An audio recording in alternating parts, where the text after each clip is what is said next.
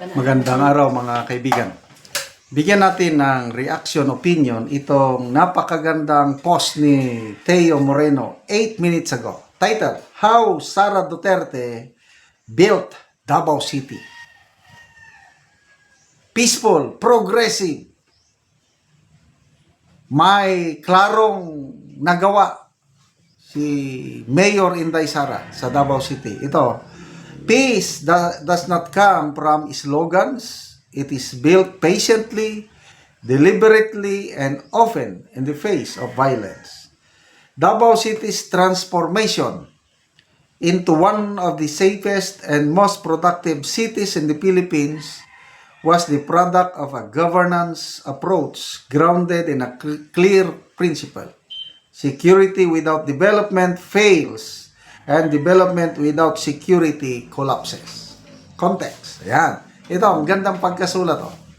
In September 2016, a bomb exploded in Davao City, killing more than a dozen people and injuring over 60 others. The attack was carried out by the Mauti Group, the same group responsible for the Marawi siege. Tandang-tanda ko pa ito. Doon sa may park, nakalimutan ko yung pangalan ng park. Bandang gabi na mag-alas Maraming nagpapahinga, may nagpapamasay, ganon. Biglang pumutok. Sabi.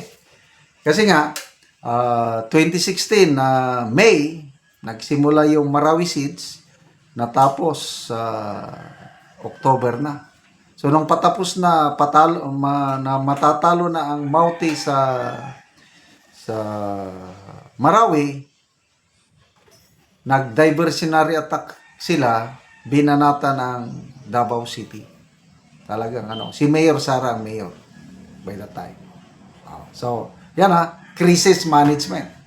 Then a year later in 2017, the New People's Army attacked the Lapanday Banana Plantation in Mandug. The early morning assault killed a civilian fish vendor and forced the company to shut down operations, leaving workers without jobs. At the center of this crisis was then Mayor Inday Sara Duterte. So yung mga panahon yun, talaga itong mga NPA, ang dami nilang sinusunog ng mga kumpanya. Ako, by this time, nagtrabaho ako as security consultant ng isang multinational company na may mga sagingan sa Davao, sa Bukidnon, ganon. Kasi nga, grabe itong NPA. Pag hindi ka magbigay sa demand nila, susunugin nila yung mga equipments mo. So, ito na pagdaanan ni VP Sara. Yung naikwento nyo sa akin yung pagkamatay ng fest vendor, parang, I don't know, caught in the crossfire. Tapos, daman-daman niya yung sakit ng naramdaman ng pamilya. Very detailed yung kwento niya dito, yung pagkamatay ng fest vendor. So, itong nakita niyang kaguluhan ito, kaya yan, umaksyon siya. At napatahimik niya ang Davao. Yung sa mga terrorist, Mauti, wala na. NPA, wala na. Talagang may nagawa siya. Ito, anong ginawa niya? What distinguished her leadership was not brute force, but strategic clarity. Rather than relying solely on coercive measures, ibig sabihin military operations. Hindi. She confronted the conditions that allowed insurgency and extremism to persist. Poverty, neglect, and the absence of government in vulnerable communities. In 2018, Mayor Duterte initiated the Davao City Peace Committee aimed at encouraging communities influenced by the New People's Army. The focus was Paquibato District, long considered an insurgent stronghold. The goal was direct and practical. Deliver livelihood, services, and government presence where none had existed. Yung NTF-ELCAC na pinatupad ni Tatay Digong, na pattern dito sa ginawa ni Mayor Duterte sa Paquibato District. delivery talaga ng basic services sa mga lugar na pinagpupugaran ng mga rebelde. In 2020, the city launched the people-centered May Nakita, Dapat Magsalita culture of security campaign, transforming vigilance into a shared civic responsibility rather than a purely militarized response. That same year, Mayor Duterte restructured the Peace Committee and renamed it Peace 911, a civilian-led special body tasked with overseeing programs in NFA-affected areas, particularly Paquibato.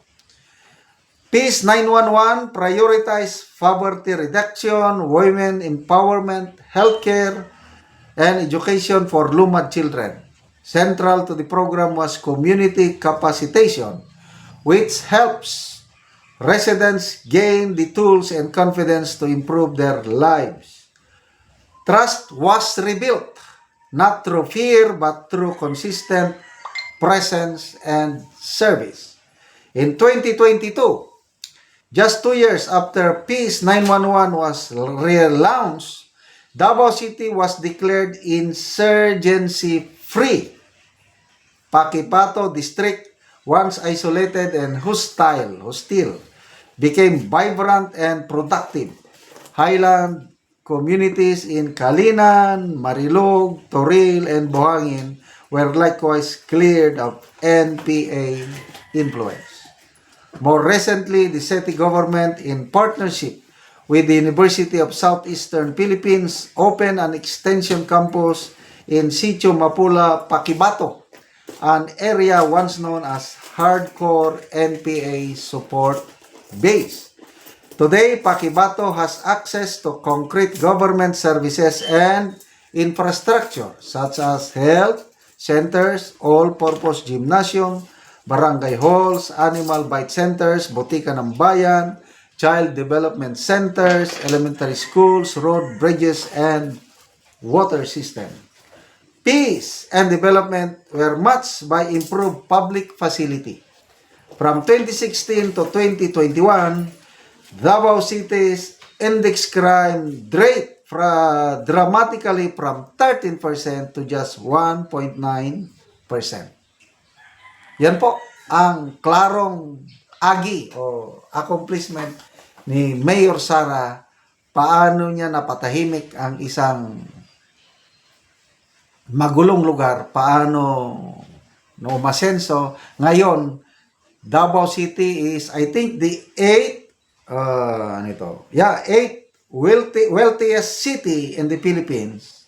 Accumulated 23.664 billion in assets. Tapos, naging debt-free. Yan ang nagagawa ng isang Mayor Inday Sara. Kung anong nagawa niya sa Davao, kayang-kayang gawin niya sa buong Pilipinas. Go, go, go! BP Sara for President 2028. Salamat mga kaibigan sa inyong pagsubaybay sa ating channel. Nakakatulong kayo ng malaki sa tribong Talandig ng Bukidnon dahil ang sweldo natin sa channel na ito is pantulong po sa tribo.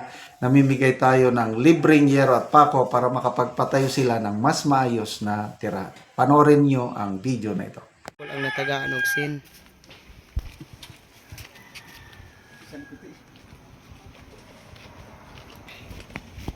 So mao na ni ang iyang balay.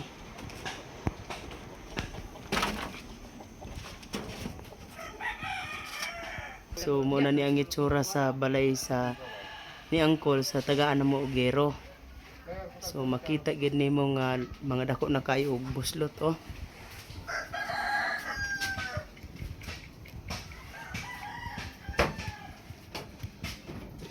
Mga dako na gid kayo og buslot.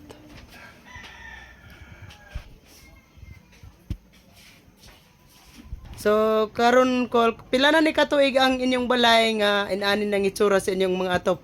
Mga 15 na gini katuig. 15 na katuig. Oo. So ngano man sa kadugayon na nga 15 na katuig ug buslot na kain yung atop, wala gid mo nakapuli og atop. Mo lagi problema lagi, lisod kay panginabuhi. Lisod kayo ang panginabuhi. Oo, natay makuan na igos pamilya. Igor sa pamilya gyud. Tungod sa kalisod wala mo nakapalit og yero. Hindi gid makaya pa ito. Di makaya paliton. Bisan pa ang kuan unsa day imong trabaho kol? Magkuan ra magsakom-sakom. Mag-umalang. Mais. Oo. May So naa pa ka estudyante. naa. Pila ka bukang yung estudyante? Tulo. Tulo. Hmm. So unsa na yung mga grade? Kay isa na eskwela ako sa college pero gobyerno lagi gyapon nang kuan kay di man ako makaya. Di na makaya gyud Oo. tungod sa kalisod. Ang isa grade 11. So lisod gyud. Sa kwa. Allowance. Sa allowance sa atong estudyante. Oo. Mm. Dako kay salamat sa Ginoo ug labi na sad sa naghatag sa amo ani sin nga maayuhan na gid amo ni among kuan. Yung balay. Among balay. Oo. So salamat ka. Salamat Oo, kayo. salamat Salamat kayo. sa Ginoo.